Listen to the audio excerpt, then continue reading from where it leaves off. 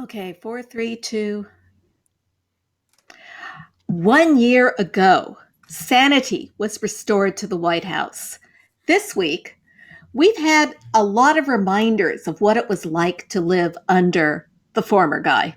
Welcome to MOMocrats MOMochat, part of the Demcast family of podcasts. I'm Donna Schwartz Mills with Karoli and Aliza Worthington of crooksandliars.com, and we are trying something different today. We have actually run a video, which you'll be hearing the audio of it here on Blog Talk Radio. And if we like the way it looks, we'll upload it to YouTube or something and let you know. And you can see our smiling faces. Can. Yes. Not that we have a lot to smile about this week. Oh, man. Ain't that the truth? But we do have some. I mean, We have a few things. Like I'd like to just start out by saying that I'm glad that Joe Biden is trumpeting all the things he's done right in the last year. I really am.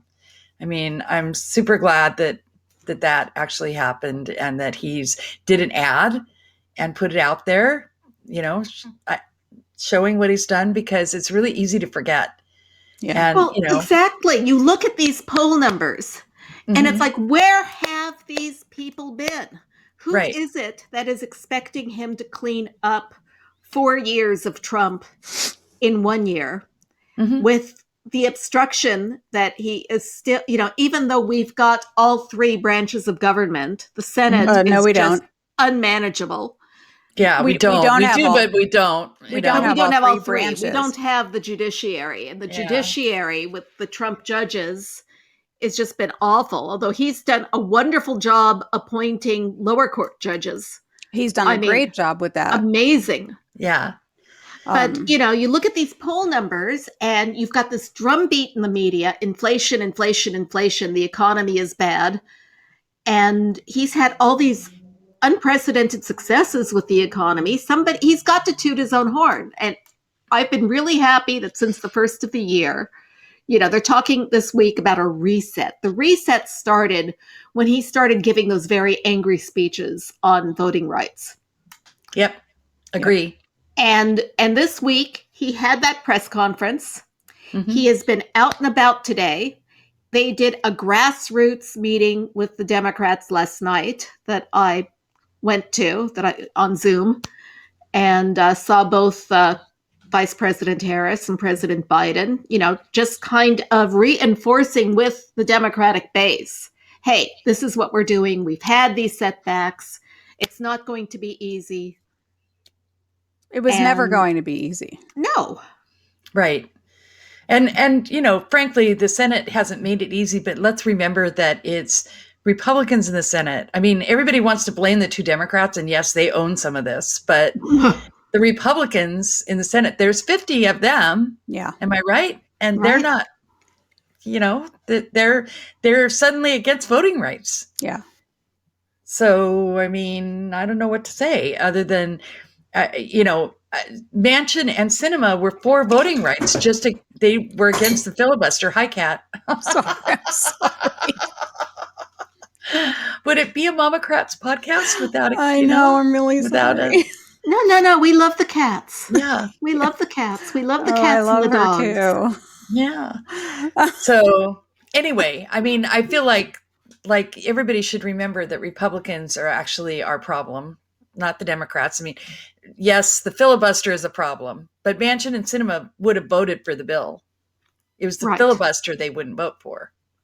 Right. So, because they're fetishizing bipartisanship, that's a great way to put it. The way that Mitch McConnell has wielded the filibuster as a weapon is not bipartisan.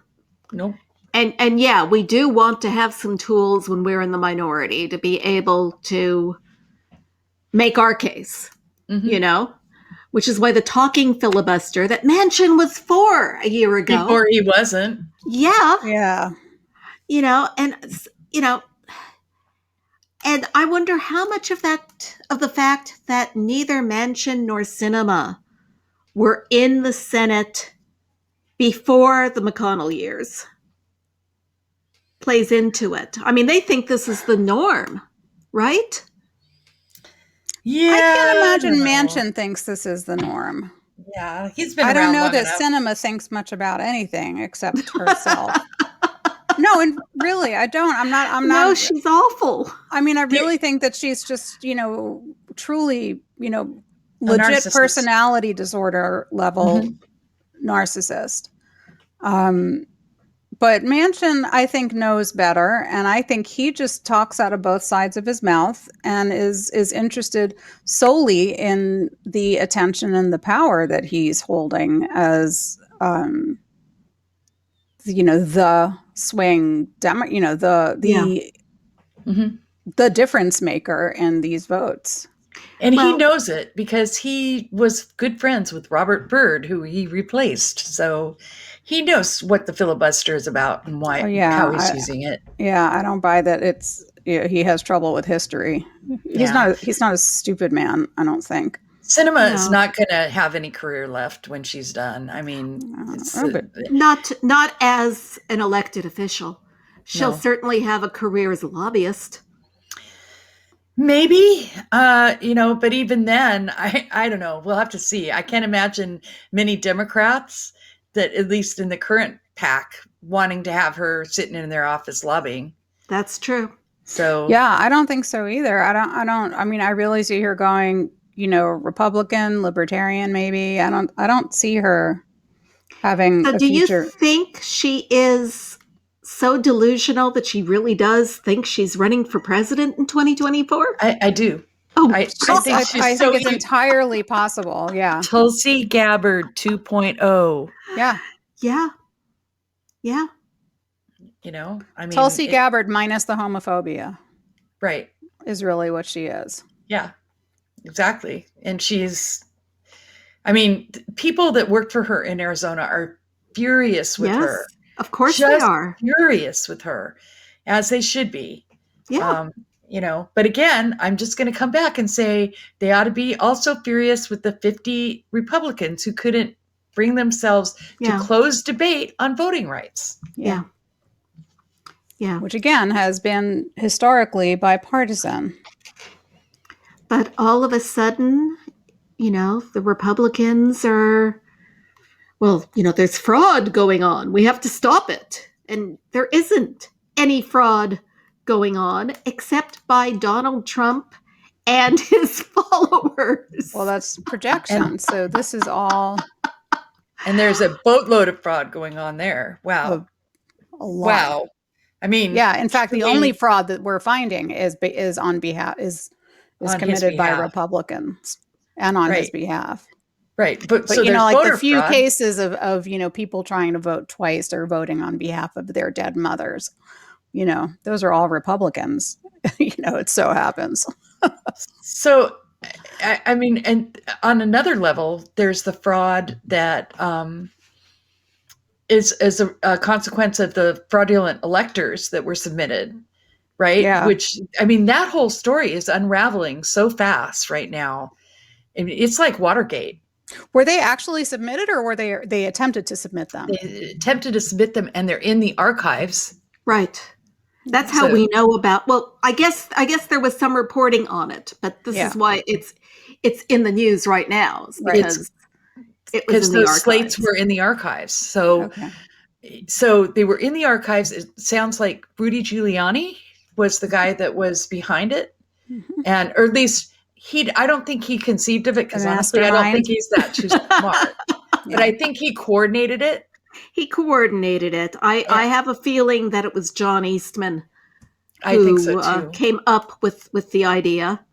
I wouldn't limit it to John Eastman. I mean, I think it could go all the way up to like Clarence Thomas. I was just going to ask if you think it's a Ginni Thomas thing or Yeah. Oh, I definitely think Ginni Thomas is at the top of it. No problem. No question. Let's talk about Ginni Thomas.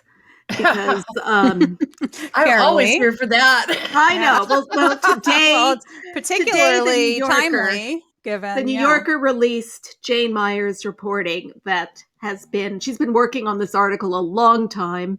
Mhm. Karoli, our lovely Karoli is mentioned. Our resident expert. Our resident Ginni Thomas expert. And the Jane Meyer article points out that John Eastman is a former Clarence Thomas clerk. Yep. And that Ginni has very close ties with all the Clarence Thomas clerks. There's a in a weird way listserv for all of them. And she just gets right in there and it's no different than Groundswell. It's just another like Groundswell over here that's clerks, right? There was Groundswell over here that's nonprofits and Groundswell over here that's clerks. And she actually, I think you probably remember this, she had to go in and apologize to them because she was so absolutely adamant that Trump had won the election and, should be the next, should be reelected and everything. It was delusional. Yeah. And she had to go in and apologize to them for that. But I guarantee you that Eastman was on that listserv, and it would not surprise me at all to know that Ginni Thomas was part of it as well. Yeah. And so, here we are with this fraud kind of unraveling and possibly a Supreme Court justice being fully aware of it. And the reason, by the way, now that I believe that it's true is because this week, the Supreme Court denied 8-1 Trump's petition to use executive privilege to hide those documents. So, and guess who the one was? Karoli. Right. Who was the one? Who could it be? Who could it be? Could it be Satan? No. Well, yeah. I don't know. A few of them fit that description. Yeah. So anyway, it was Clarence Thomas. And so I that just triggered me. I was like, between her connections with these listservs and these nonprofits and everything, I mean, this plot was hatched at a really high level. Yeah. And it wouldn't surprise me at all to think that Clarence Thomas was part of it.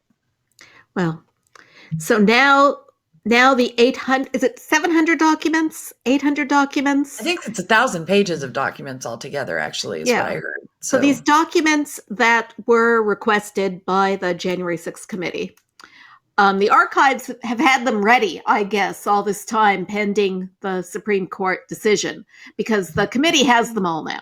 Mm-hmm. Right. And today, like this stuff's really shooting out now.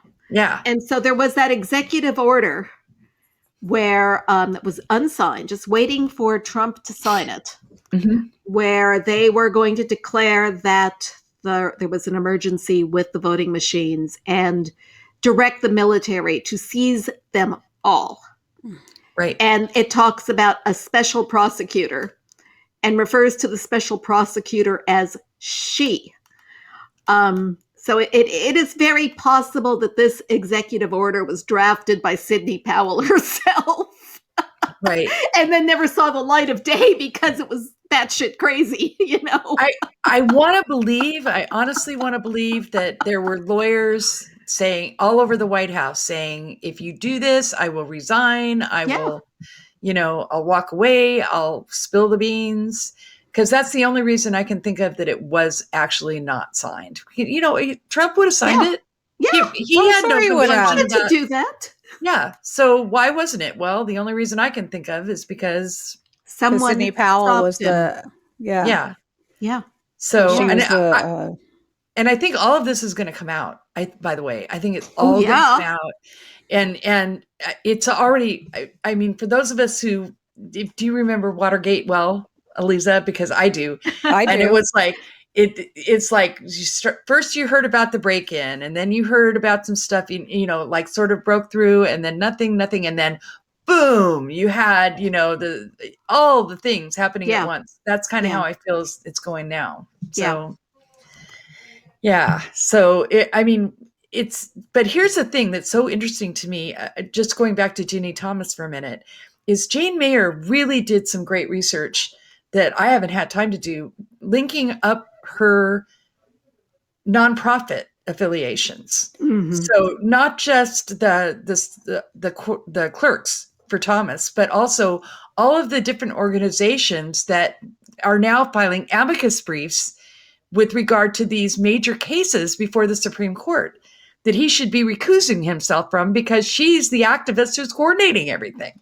Yeah. But he won't. I mean, No, he won't. he But won't. here's the final thing is that in 2010, he misstated their income on his disclosures by $700,000. And there was a movement afoot to impeach him for that, even though he amended it. And it was gaining steam. And it was, at the time, it was led by Anthony Weiner. And then he was wrecked, right? Within within months of him initiating this impeachment effort, they wrecked him. And so that kind of died but in Jane Mayer's article, once again, he has failed to disclose her income. Yeah.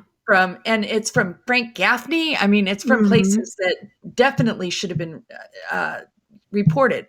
So I think it's time to basically reignite that impeachment effort and to do it with somebody more reliable than Anthony Weiner.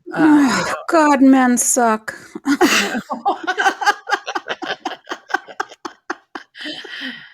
Why, Right? Anthony Weiner? Why? Like, what? You such talent, and I know. he couldn't keep his fucking dick in his pants.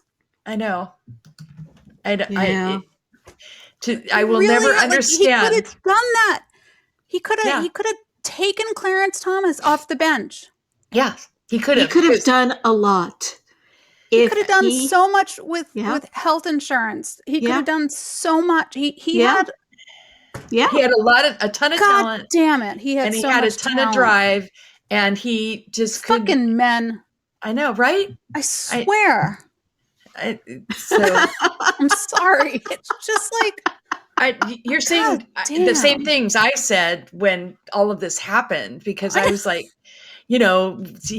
Clarence Thomas needs to go. I just didn't know that there was the $700,000. Wiener connection. I'm sorry. I just didn't know that. I'm just So, makes me mad all over again, But you think about the fact that, I mean, I've said this for years. There's no way she's coordinating all these things, right, for free. She's not doing it as an act of kindness. Oh, no.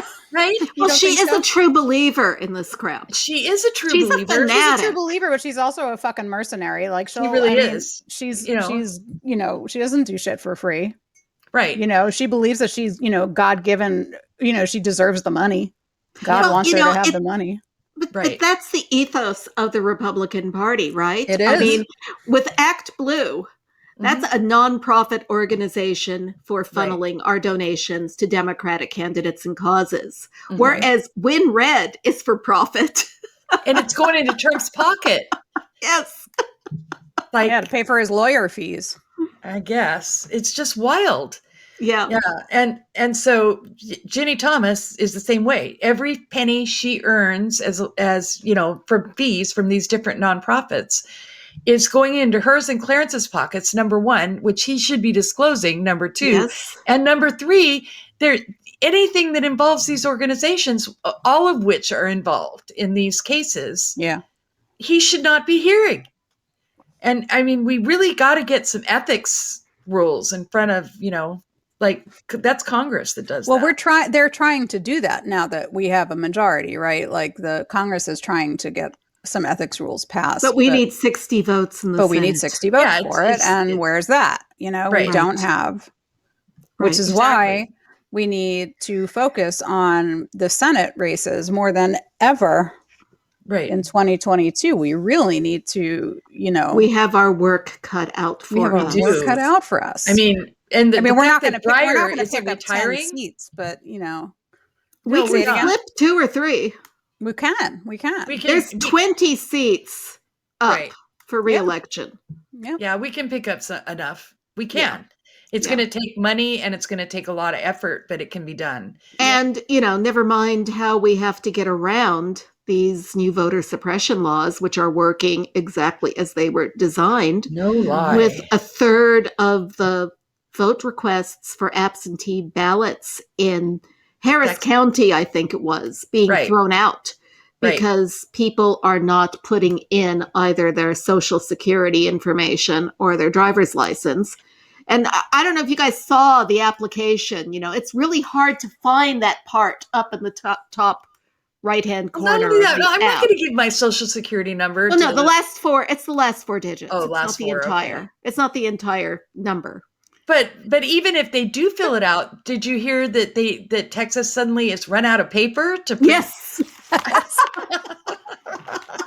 It's a paging Yes. Dunder Mifflin, it's just like it's so absurd. It's so absurd. There's no more paper. They're always going to find an obstacle. Whether it is having just one drop box for an entire county, which is what they have. Which is what they have, or just one polling station and causing people to wait in line forever. Oh, and while you're at it, we're not going to let you, pass out bottles of water to the people there. Did you hear Tammy Duckworth in her speech in support, when they were debating the voting rights bill, or was it the John Lewis bill? But she said, she called out her Republican, colleagues. I love how my colleagues are having their pages their interns bring them water at exactly the right temperature, with ice, without ice, warm, chilled. And yet they won't allow people standing in line in the southern heat for hours to have somebody bring them water, like that's against the law. Yeah. I know. She did a good job with that, by the way. She did great. Yeah. So I know it's just the whole thing is just so frustrating to me that Republicans will vote against voting rights. I mean, I know everybody's going to say, "Why are you surprised?" But they did in the past. Well, because they didn't used to. Right, exactly. I mean, yeah, well, it's not like they were civil rights champions before, but it didn't used to be this. I remember when the Violence Against Women Act and the Voting Rights Act were routinely renewed with almost vast majorities. Almost 100%. Like you'd have Rand Paul sent on one side or Ron Paul on the other, whatever. But, but they were outliers, and they were the fringe, and now the fringe is their base. Yeah. This Republican Party makes me miss and honestly, Kirsten Sinema too makes me miss Blanche Lincoln. Okay, I'm just saying, and Mary Landrieu too, for that matter. So, I'm embarrassed to say I don't remember who they are. Blanche Lincoln was the senator from Arkansas, the Democratic senator from Arkansas. Yeah, who ended up retiring because she was so attacked over the Affordable Care Act and the fact that she wouldn't vote for a public option. Yeah. So and now we have Tom Cotton. Oh God. And Blanche Lincoln is a lobbyist somewhere doing lobbyist things. Yeah. So, but Blanche Lincoln was no cakewalk, but she would have voted for the Voting Rights Act. And I would note, by the way, that a lot of Democrats who didn't want to do anything to the filibuster voted to do something to the filibuster. Yes, they did. Yeah. Yes. I mean, we're talking about John Tester and John Hickenlooper. Maggie Hassan. Right. So. So it really was the only two who, Amy Klobuchar was fantastic. Awesome. Yeah. She is such a badass. Yeah. Yeah. She is. She was definitely doing the TV stuff too, like doing a great job on TV with all the cable networks and everything, letting them have it, for all calling out Democrats without calling out Republicans, which is something that I am really tired of. I'm sick of that, CNN, they were playing that as a chorus. It's not really Republicans he has the problem with. It's really Democrats. No, not really. I mean, no. Well, and the press does that all the time. The press does it all the time. Why, when they're asking Jen Psaki, when they're talking to Joe Biden, why haven't you done more to unify the country? Why hasn't because the Democrats are permanently in disarray, right? Yes, apparently. Always. So that's, again, this is why it's good that Biden is out there. Today he was out there giving a speech. You know, Well, he he is, said at his press conference, he was asked what he might do differently, and he had a really Mhm. good answer for that. And the first thing he said was, "I'm going to be out there more this Yeah. year. I'm going to get out of this place, Mhm. and I'm going to be out in a public talking to people. I'm going to be talking about our accomplishments. I'm going to campaign with people. That's what people love." It sounds like he's Mhm. going to be doing exactly what he needs to do Yeah. to help us like maintain the House and hopefully, get a stronger majority in the Senate. Yeah. I want to circle back a little bit to that crazy executive order we were talking about Oh, earlier, yeah. because I know you guys remember at the in December of 2020 when all of a sudden you had new people at National Security, new people at the Pentagon, Mm-hmm. all of, and it looks like these people were put into place to execute this executive order. Yeah. Mm-hmm. They're It mentioned does. specifically in there. Yeah. Their acolytes, they would go along with it. Mm-hmm. He got rid of anyone who would object in those positions. And we were all going, why is he making this change so late now? And why Well, is he he's a using lame duck. wingnuts in the Right. Defense Department and Right. everything? Yeah. Like, why Right. would you do that? It was Yeah. crazy. Yeah. And we knew it was bad, but we didn't know, things have been so relatively sane since Joe Biden was sworn in. It's hard to remember the crazy we were living under for I 4 don't years. feel that at all. Well, to me, I still feel very on the brink. I still feel very we are tense still on the and brink. easily But easily thrown back into that sense of Doom. any minute now. Yeah. But I had a narcissistic parent, and things would be okay, and then there would be crazy, and you would never know where the crazy would be. Mm-hmm. And the whole Trump administration triggered me. I mean, part of the coping mechanism, I think, if you've lived with a narcissist, is to compartmentalize it and forget how crazy it actually was. Yep. Mm-hmm. Okay. Agree. Because that's the only way you can carry on with your life. Right. Okay. Is to forget. You take the a deep details. breath. You walk away from that piece of your life, and because I also grew up with a narcissist, so yeah. Yeah. And so when stuff like this comes out, it's like, oh my God, yes, it was crazy. It was you were always on edge. You never knew. Yeah. What mood are they going to be in today? Are they going to beat you up, or are they going to kiss you? You never knew. Right. You just had to, right.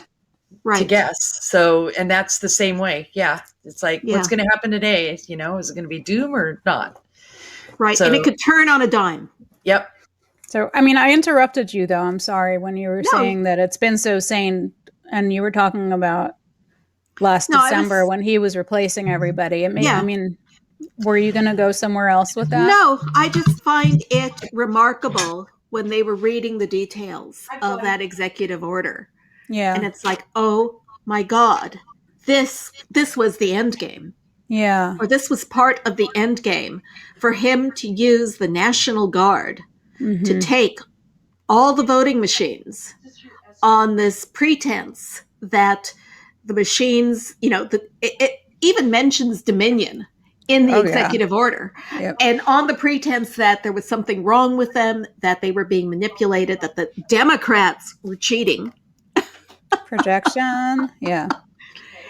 And that was the end game to stay in power. And when I think about it now, of course, hindsight's everything, but it makes me wonder that after, we were coming to the end of the 4 years, how did we not, when he started putting wingnuts in charge of the military, how did we not see what was coming on January 6th? Well, we knew that something was happening. Like, how did we not see that he was going to try somehow to maintain power? Well, we knew that. We knew that. The military to do it. Like, I don't know. I guess we did. We knew that, but it's the details. Yeah, I guess. It's the plot. I mean, what we didn't know was how intricate this plot was and all the different pieces of it. That was all behind the scenes.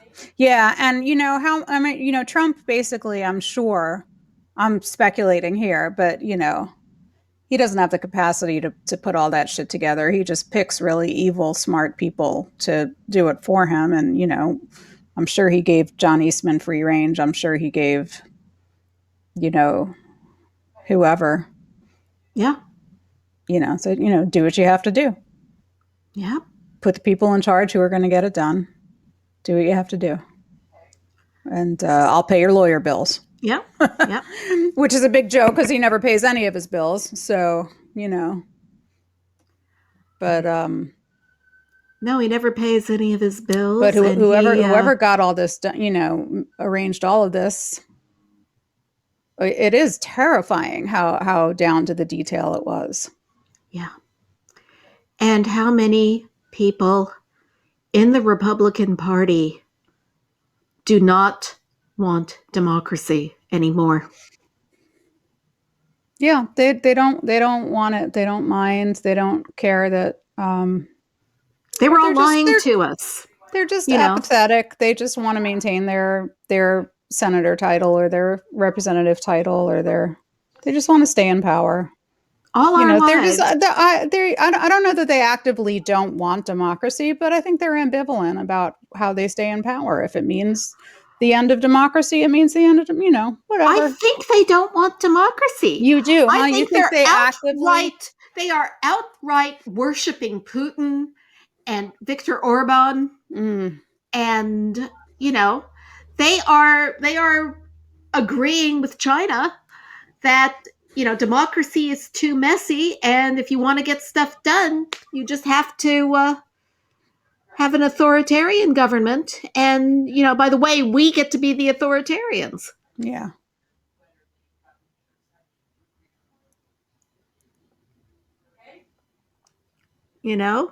All those years when it was drummed into us that this country is great, because we are a democracy. Yeah, American and exceptionalism. How sacred that democracy is. And they have a taste of power, and all they want to do is give in to that. I mean, Nixon was not an outlier. At the time, he seemed to be. Yeah. He was mild. He had respect for the law, but... Karolee's out of the closet now, and... Sorry about that. My dad called, and he's very elderly, and so I need to handle that. So that's okay. We kept chatting away. Okay, good. You haven't missed much. We've concluded that Republicans hate democracy. They do. They do. I mean, they want to be authoritarian. Yep. So as long as they get to be the authoritarians in charge. Right. Yeah, definitely. So, and if they're not the authoritarians, then they're going to project onto people who aren't authoritarians that, that they want to be the authoritarians. Because I mean, all that George Soros talk, Now we're anti-Semitic George Soros talk. All the George Soros talk about how, we're all being financed. And then you look at all the dark money networks and stuff that underlie what they do. Just in that Ginni Thomas article, Christians. Rebecca Mercer gets a mention in there, and everybody. Yeah. All the best people, right? Yeah. Yeah, no, I know. It's that article is a must read if for no other reason, just to understand the lay of the land and how they all relate to each other. I'm going to write a post probably tomorrow that expands on that. So because she was specific about like how it relates to cases before the Supreme Court, but there's a lot of other influences in there that need to be highlighted.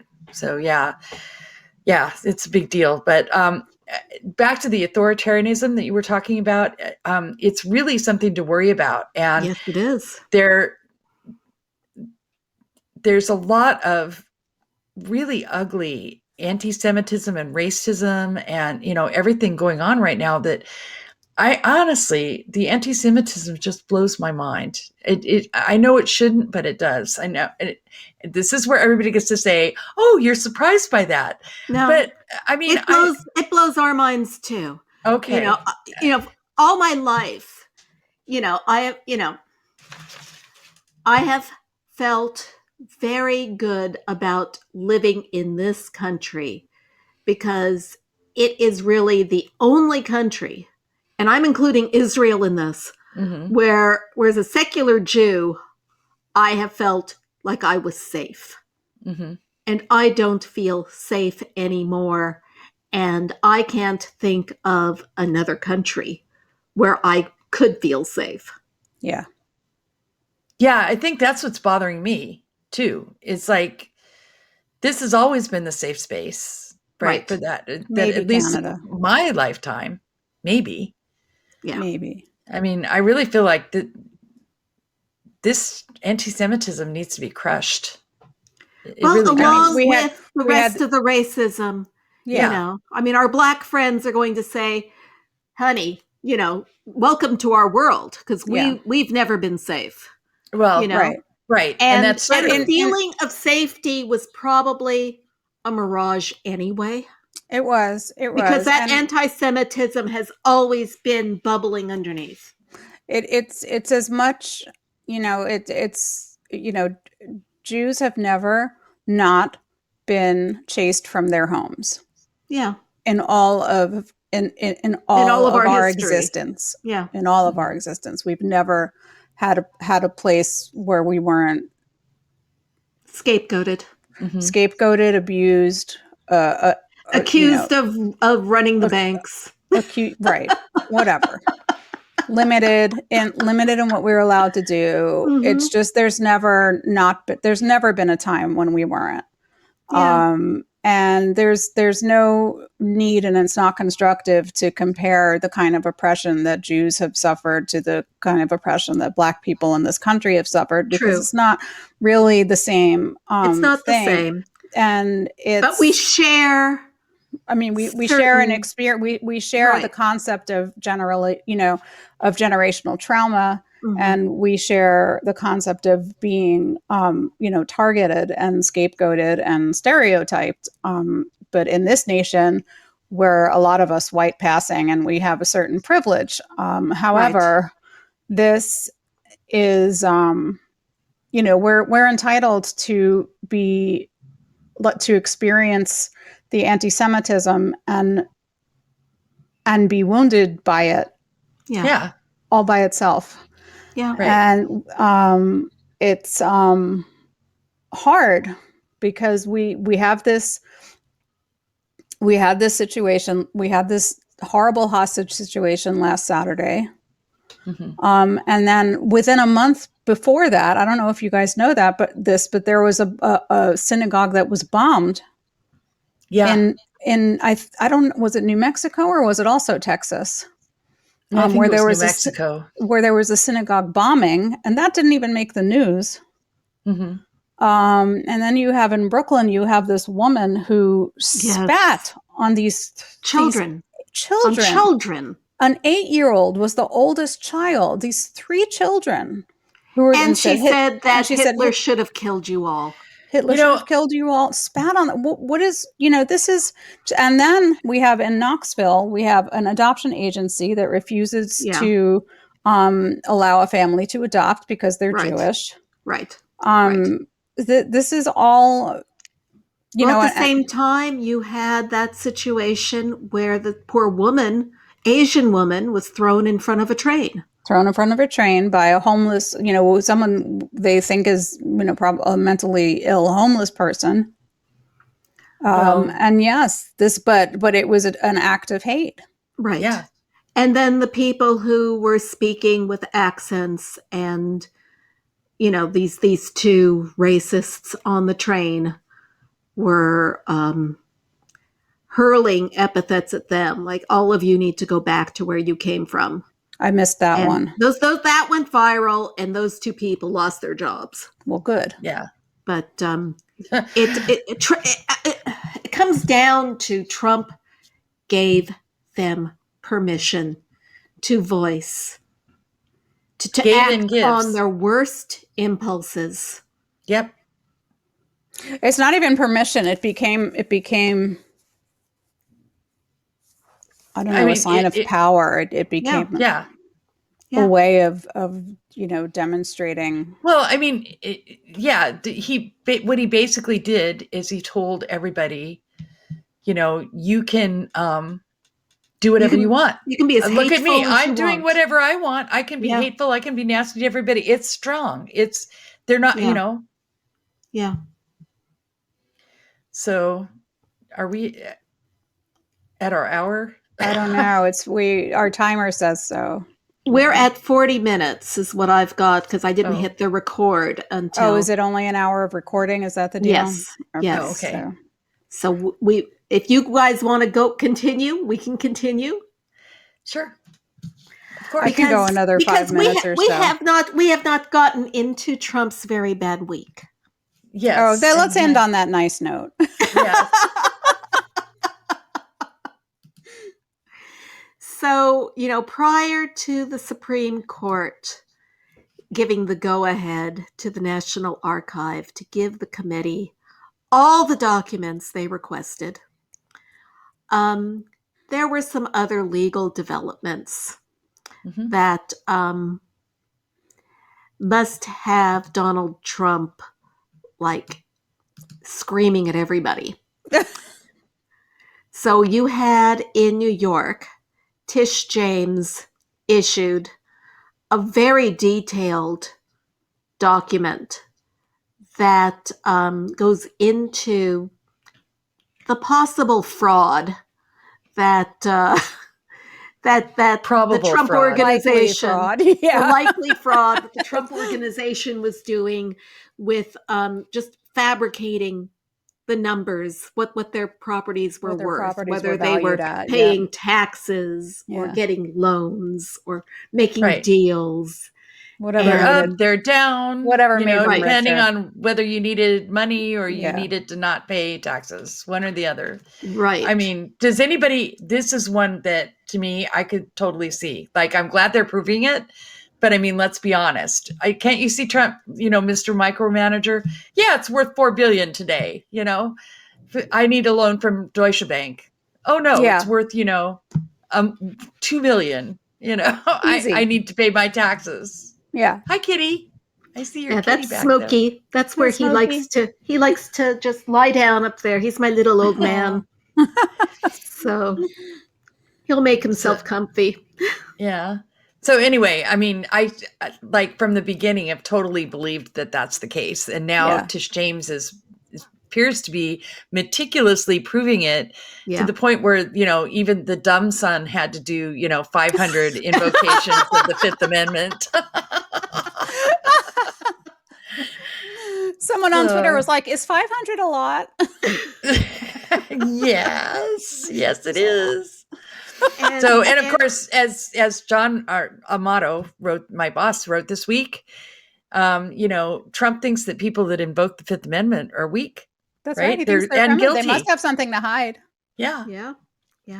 So Ivanka and Don Jr. have also been subpoenaed, but they're fighting those subpoenas, and we'll see what happens with that. But that was interesting. And then you've got Fulton County, the DA there has asked for a grand jury. Yep. Which indicates that she wants to charge. Yep. Yeah. And that would be for, the election, for trying to change the vote count, for trying to bully the election officials, interfering with it. Right. The other reason I heard for her convening the grand jury was that she wasn't getting any cooperation. And by convening a grand jury, they're compelled to testify. So that was the other reason. And so that I think is good too, because anytime you can compel these guys to testify is great, That is and great. time is of the essence, though. Yeah. They're really going to have to push this to make it happen. So Also, the January 6th committee has, I mean, not that they have, January 6th committee has come out with some fun subpoenas too, or fun at least. Well, actually, they did just go straight to subpoenas for some of these people, right? They did. Rudy Giuliani and Sidney Powell. They've requested Ivanka Trump to appear. They haven't subpoenaed her yet, but did you read the letter of request for her? No, I did not. That had tons of details. So, see, I sort of feel like that letter requesting her presence was really just a way to get into the public all the details that were in there, because they knew that they didn't want to mess with the subpoena, and they just wanted to get these details out there. And I'm sure they've got witnesses. Yeah. Because, I mean, there's a shit ton of details in there, and it's like, okay, this is awesome. I love this January 6th committee. I do too. I can't wait for those primetime hearings. Me too. I can't wait. It's going to be so good. We're gonna stream those live on the site, I'll bet, right? Yeah. That'll be great. Yeah. Well, so we'll make this the end of our show, okay? Okay. End on a happy note. on a good note. Yeah, for ending sure. on a good note. Yep. So hold on, because I've got my little script. I can't do this without reading it. I wouldn't be able to either. So that's our show for the week. Join us next week at blogtalkradio.com/MOMocrats and check our Facebook page for updates. This is Donna Schwartz Mills saying goodbye for the MOMocrats. Bye, everybody. We can wave now. MOMocrats MOMochat is a proud member of the Demcast family of podcasts.